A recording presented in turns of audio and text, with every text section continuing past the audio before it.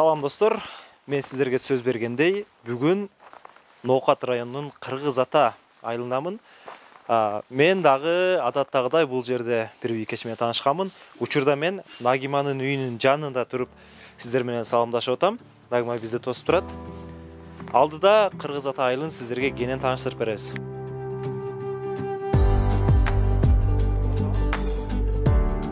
Нагима, салам. Саламатсыздар бе? Қош келіпсіздер. Қандай келіп алдыңыздар? Жақсы. Көп күттіріп қойдық па? Жоқ, көп деле күткен жоқпыз. Кіріңіздер үйге. Кіріп, рұқсат алып шығалы.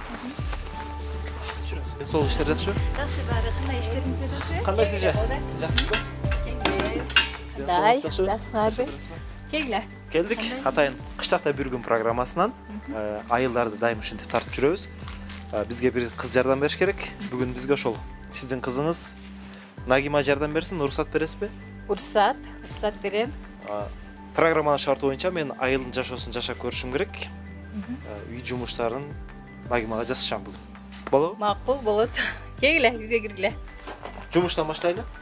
Мақұл, анда мен азыр су алып келейін деп отқам. Біраз асын алып келеміз, анда чоғы барып алып келелі. Ертеменен су алып келгенден башталады. Ау, біздің жұмыс ішіміз үшінен басталады.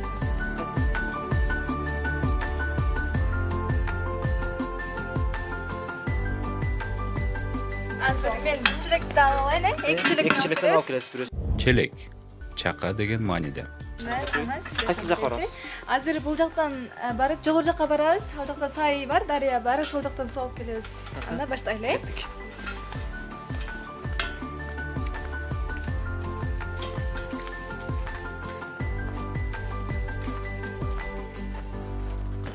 Кышындасы бизде суу алып келиш бир аз кыйыныраак. Себебинде азыр биздин айыл суулардын башында жайгашкан, суунун башында мындай жатканда эки жакка бөлүнүп кеткен жер. Бирок айылыбызда баягыдай мини гэстер курулган, сууга атайын гранттар үйлөргө киргизилген. Бирок баардык жерге киргизилбегендиктен биз азыр кышындасы ушундай маселе менен сууну жогору жактан алып келебиз. Кыш келгенде сайга жогору жакка барып ушундай суу алып келебиз да, ушундай бир аз кыйыныраак. Сууну кыздар ташый же эркектер ташый? Негизи айырмасы жок. Ким бош болсо ташый берет. Үйдө бизде энилерим бириним окууда окуйт да. Окууда окуйт, окуу жайда окуйт. Окууга кеткен болчу. Мен көбүнчө мен ташыйм үйдөчү. Сиз ташыйсыз. Жакшы. Кышындасы айыл эл эмне менен алек учурда? Биз айылда ошо мал менен алектенебиз. Дыйканчылык болот, жазындасы жайлоого барышат. Ошо көбүнчө мал менен алектенишет да. Жаштар эмне менен алек? Жаштар. Жаштар көбүнчө жумуш барлар, жумуш. Анан айылыбыздын көбүнчө 10%-тен 10%дан жогору миграцияда жүрүшөт, ичке тышкы. Азыр жаштар ошол көбүнчө миграцияда, окугандар бар. Анан бирок азыр мындай шартка байланыштуу онлайн окууда да көбүнчө студенттер. Мен деле азыр өзүм Манас университетинде окуйм. 3-курста, бирок азыр шартка байланыштуу үйдө окуп атабыз. Ушул жаштар көбүнчө ушул миграцияда, окууда ушундай беришет. Эс алууга же башка нерсе кылууга шарттар барбы айылда? Шарттар бар, албетте. Себеби бизде уксаңыздар керек, Нокатта Карагой деген жайлоо бар. Айтылуу Карагой жайлоосуна барышат. Ал жакта ушул кышындасы атайын муз себе боюнча атайын комплекстер иштелген. Карагой демек ушул жакта? Ушул жакта, ооба. Анан жайындасы ошо туристтер келишет көбүнчөчү. Анан эс алууга башка жактарга деле барышат, ошондуктан ошол. Кыз балага чектөө деген бар Кыргызда. Бул айылдын деңгээли канчалык?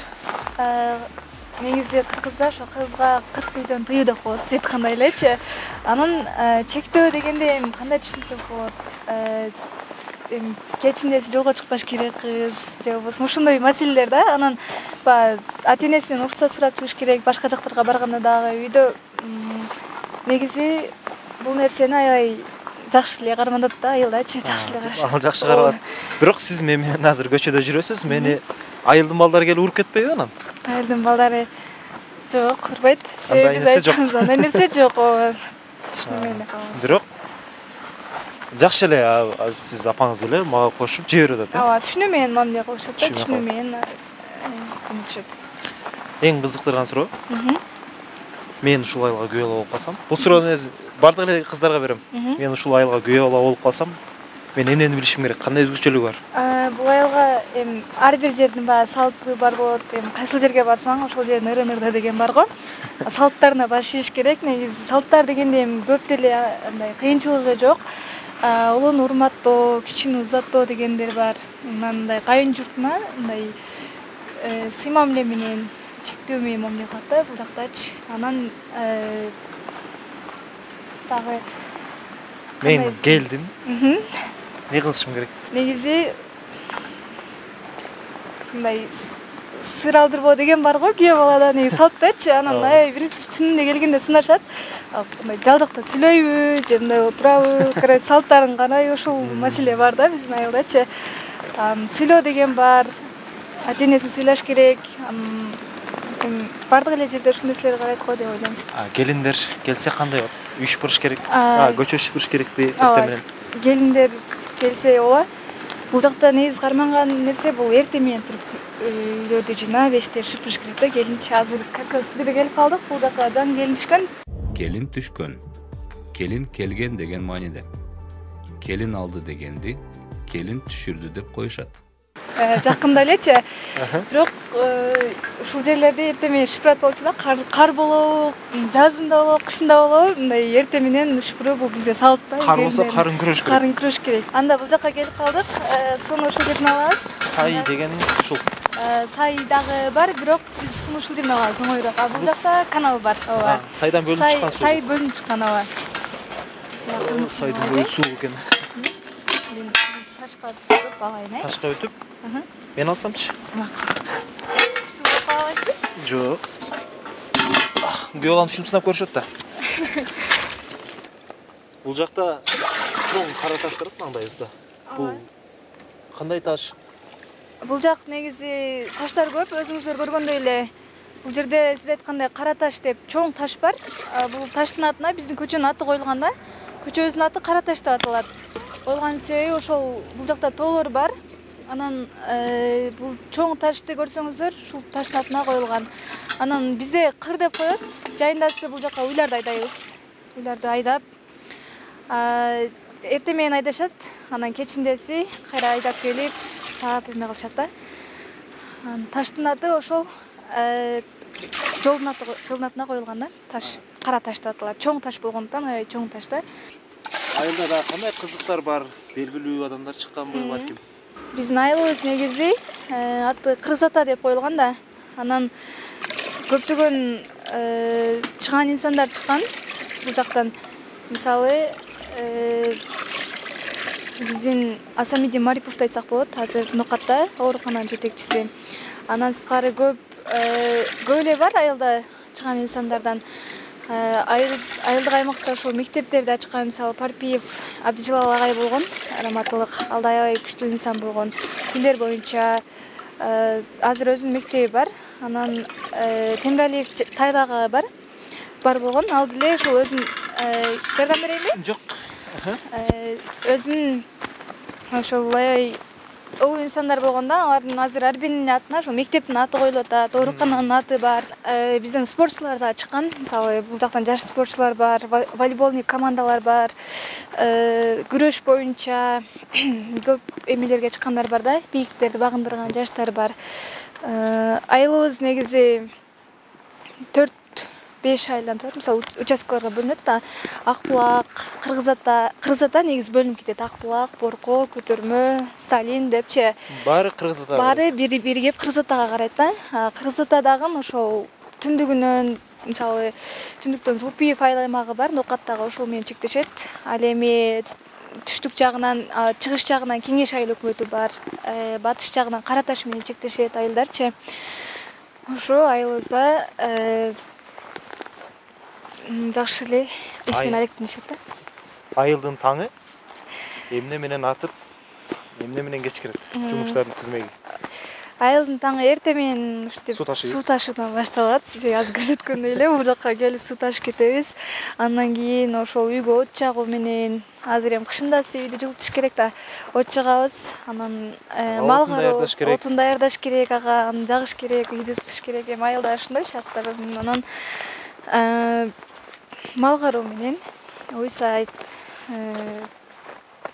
чөп кыркат ошол сыяктуу да. Мени келет деп отундарды даярдап койдуңуз анан. Ооба, азыр барып отун кыркалы, анда отун кыркып видео делип коебуз.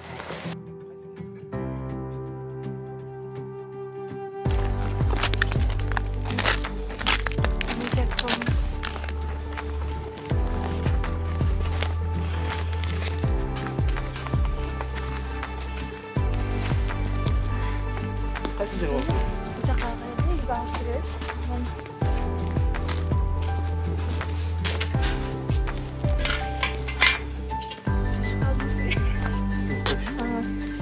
Ушинтип отун даярдайсыңар кышка? Ооба, кышка отун даярдайбыз.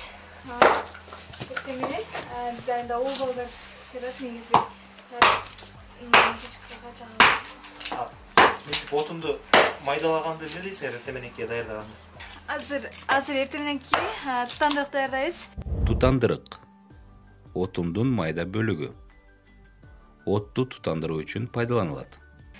Печкага отту жагып, үйдү жылытыш үчүн күнүгө эртең менен ушинтип даярдап чагабыз. Дыйканчылыкта эмнелерди эгесиңер? Дыйканчылыкта көбүнчө картошка, сабиз, чеснок, пияз эгилет, помидор бардыгы эле бар негизи. Аны көбүнчө алма дагы нокоттун алмасы деп коет го. Ооба. Алманы эгип, алма менен алектенишет. Картошка менен бактарактар бар. Дарактарданчы?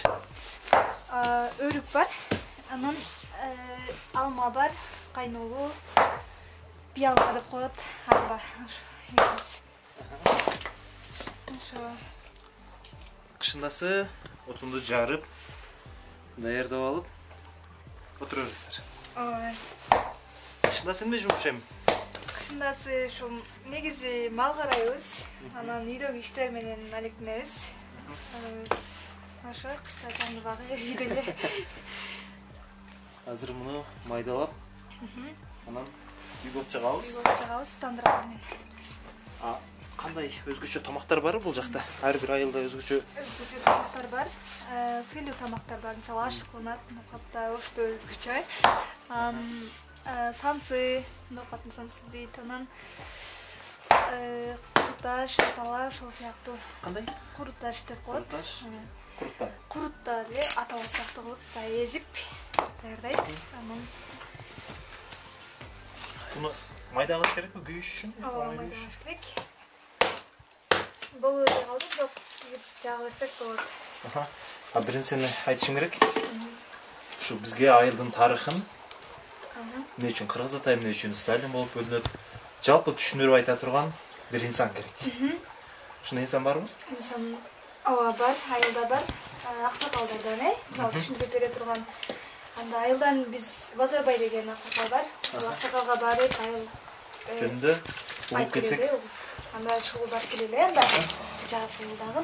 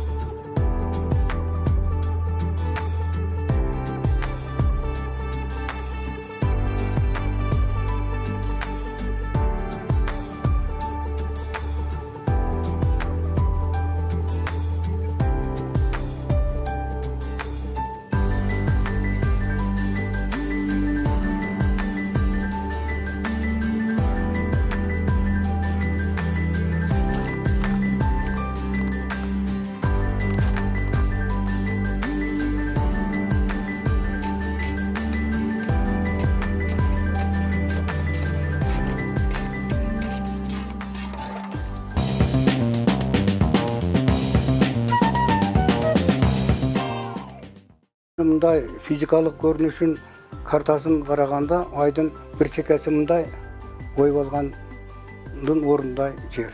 Башкача айтканда, мына бел деп коебуз, бел айыл өкмөтүнөн, мына жагы Ишанов айыл өкмөт көк бел. Эки белдин ортолугу кичилай тоо кыркасын кармап турат. Ошол аралыкта 5 дара бар. Бул Котчан дарасы, анан мына Шаңкол, анан Кыргыз Ата дарасы, анан Чесмесай, анан Чилисай деп. Ошол 5 даранын эң чоң дарасы ошол Kırgız Ata darası. Uşul daranın dünyelük manisi var. Kandayça? Bu dara özünün kendiği boyunca, çoğunluğu boyunca. Anan keyin başı barıp 2 korpustan turadi. Gün batış, gün çıkış. Gün çıkışta tarafı Kumbel, Kızır Ata dep bir mazarımız var. Anan gün batış tarafı Altın Beşik Dostu. Oşantip bu daranın başında toluğu menen arça massivi turadi. Arslanbaqtay. Oşul arça massivi dünyada 2-nji orunda ekan. Onu en bağı ekspedisiya жүрген, ел қыдырып жүрген, жер қыдырып жүргендер айтымын. Başka aytқанда, Францияның экспедициясы келіп көріп, şu жиынтықтап, анан Ленинградтың оқымыштылары келіп жиынтықтап, ошол дүниеде 2-нji орында экени арча массиви менен көргөзгөн. Ошол Адигененин 6 уулу болгон да, Сандраны билсең керек. Ал кимдер? Бөрі, Жору, Буаргы, Тилакмат, Сар туруусу, анан кийин Калыгул. Ошол 6-нын бөрүсү bir жылдардын булар негизинен мынабул Арабандын маңгытында жагашып жүргөн экен, илгерки мурунку Санжырада. Анан бу жакка мындай мол жайлоого чыккан катары жүрүшкөн экен. Анан ошо жылдардын bir жылында bir убактарда ошо илгери бул айтымдар да эми. Ошол бөрү буабыз кыдырып, айланы бар жокту көрүп жүрүп, анан кийин Баргы укасы да. Баргы мен эмне кылып жүрөмүн дептир. Мен куркуламмы дептир. Эми алда көрдү да бар жокту. Бар жокту. Барын деген мааниде. Мен жөнүндө кала беремби десе, шундай колум булган экен. Мына şu таштан буягы сеники деп. Мына бел тарабы. Таш дегени мына жерде кара таш бар, мына кара таш. Көрүп келдик азыр. Кара таш бар. Кара таштын желкесине чыксаңар, айыл полный нока төрөнүн мына бөлүгү даже мына күнчүгүш бөлүгү полный көрүнөт. Ошо нар жагы кара таш болуп аталып калгандагы бул орус заманында Калин колхозу болуп нар жак жүргөн, анан о нар арактан биздикилер элеп алып, тосуп алып жүргөн. Кийинки bir айтымдарда Nuh пайгамбарымын мекени деп айтылып калды. Ушул жерде. Ошол мезгилде Nuh пайгамбарынын чыккан аталыш болуп калса керек билбесе. Себеби дегенде биздин мына жерде, мына Телманда азыр bir илгертен бери дөңдөр бар жер, көтөрүлгөн дөңдөр бар го, Арабанда, мына Төлекенде, көп жерде. Ушул жерде тоонун алды менен нар жака алгы жерди сүзүп көйлөп атканда тур немелер чыккан. Жердин астындагы неме коебуз го? Водопроводдун буюмдары, колонкалары, мындай турбалары чыккан ошол жактан. Ошол мезгилде bir door болгон экен, мындай айтымдарда тамашка чыккан улак Көкбелден түшүмүш экен деп. Же Көкбелден чыкса Кыргызстадан түшүмүш экен деген. Ушундай жак неме олордун улагы да мындай болот да. Чоң кийте болот да. Ол мезгилден. Ошондой айтымдар бар. Анан Мынякта, мына жакта, ушул тарапта деген мааниде. Bir palman taş деген мына Шамшилдин ичинде palman taş бар. Ал таштын пайда болушуна дагы ошол door туура келет. Ошентип отуруп бул bir ошондой bir door болгон. Дагы ошо Nuh пайгамбарымын мекени ушу жер деген bir айтымдар бар. Ошондон калган сөз болсо керек Кыргыз Ата деген аталыш. Так бул жерде негизинен бардыгы эле кыргыздар. Бу жерде орус, татар, ингуш, ошондой мындай эмелерден негизинен жок. Негизинен анан кыргыздар биздин мына айылда наркы Телманда татар кыздарына үйлөнгөндөр бар башка. Анан биздин айылда татар кыздарга үйлөнгөндөр дээрлик жок, орус жок. Татар кыздары кантип үйлөнүп калыштылар? Эми согуш мезгилинде алып келген да. Бекер калып бияктан. Бу жерде пулга алайын деп жок. Байлар бербейт кыздарын. Ошентип өзүң билесиң го, багы кайсы бир региондогулар 50-60-та катнала албай жүргөндөр бар. Пулу жок да, бербейт байлар. Ошонун соңары келип калган, анан жашап калган. Бирок алардан кийин чыккан. Кыйын балдар төрөлдү. Кыйын балдар. Өзү кыргыздардын айтымында илгерки ошол жаңкы мен айтып аткан доордун адамдарындагы байлар, бийлер манап байлар болду. Кыргыздар 4 категориядан турат да. Манап бай, дагы Сараңбай, башка болуп 4 категориядан турушат. ошонун жогорку ак сөөктөрү манап байлар кыздарын өздөрү сырттан зайып калгандагы кыздарын берген эмес. Эми азыркы заманда мындай нерсе жок да, моң келди кете берип атпайт.